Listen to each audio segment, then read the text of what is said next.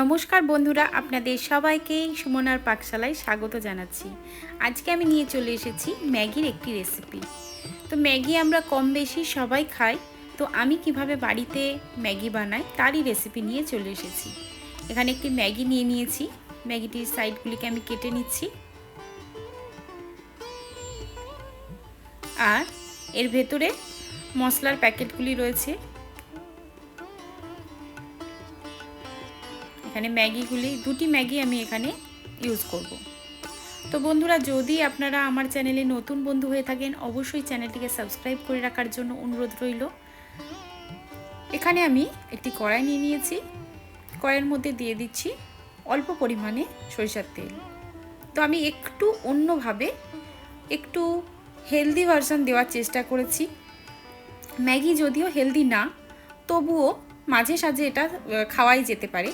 তো সেই জন্য প্রথমেই কড়াইয়ে তেল দিয়ে দিলাম পেঁয়াজ কুচি। এখানে ছোট ছোট 3টি পেঁয়াজ আমি দিয়েছি।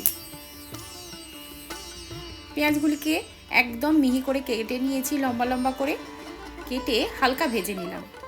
হালকা ব্রাউন হয়ে গেছে। এবার দিয়ে দিচ্ছি ক্যাপসিকামের টুকরো।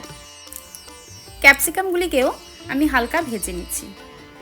ক্যাপসিকাম খুব অল্পেতেই সেদ্ধ হয়ে যায়, সেজন্য একটু লম্বা লম্বা করে রেখেছি।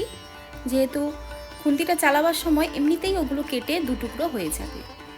তো এইটাকেও 2 মিনিট এইভাবেই রেখে দিলাম। এবার দিয়ে দিচ্ছি গাজরের টুকরো। গাজরগুলিকে আমি লম্বা লম্বা করে কেটেছি।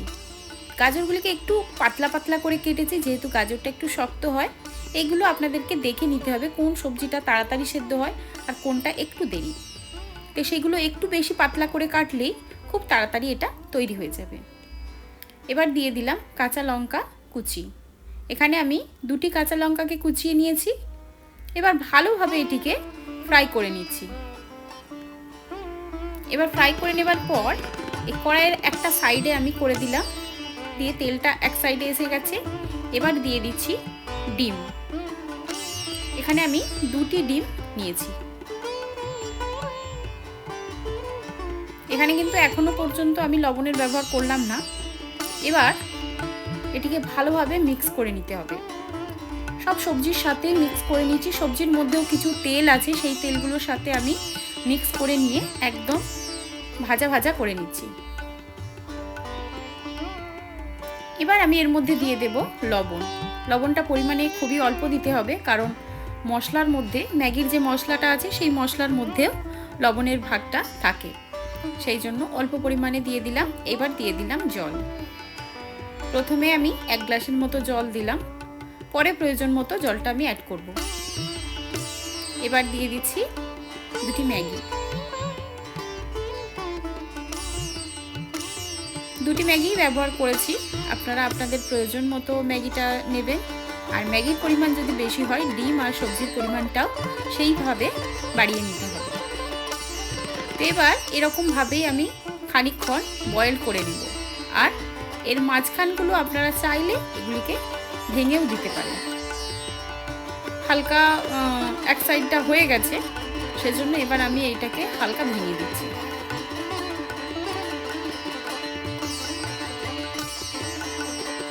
প্রয়োজন মতো আমি জলটা অ্যাড করলাম। এবার একটি ঢাকনা দিয়ে ঢেকে দিলাম। ম্যাগি খুব তাড়াতাড়ি সেদ্ধ হয়ে যায়, এটা একটু দেখে এটিকে করতে হবে। দিয়ে দিলাম মশলাগুলিকে। 2টি প্যাকেট মশলা আমি কেটে দিয়ে দিচ্ছি। ম্যাগিটা সেদ্ধ হওয়ার পরেই এই মশলাটিকে অ্যাড করতে হবে। মশলাটি দেবার পর এরকমভাবে মিক্স করে নিচ্ছি। আর ক্যাপসিকামগুলিকে হালকা আমি মাঝখানটা থেকে একটু কেটে দিচ্ছি।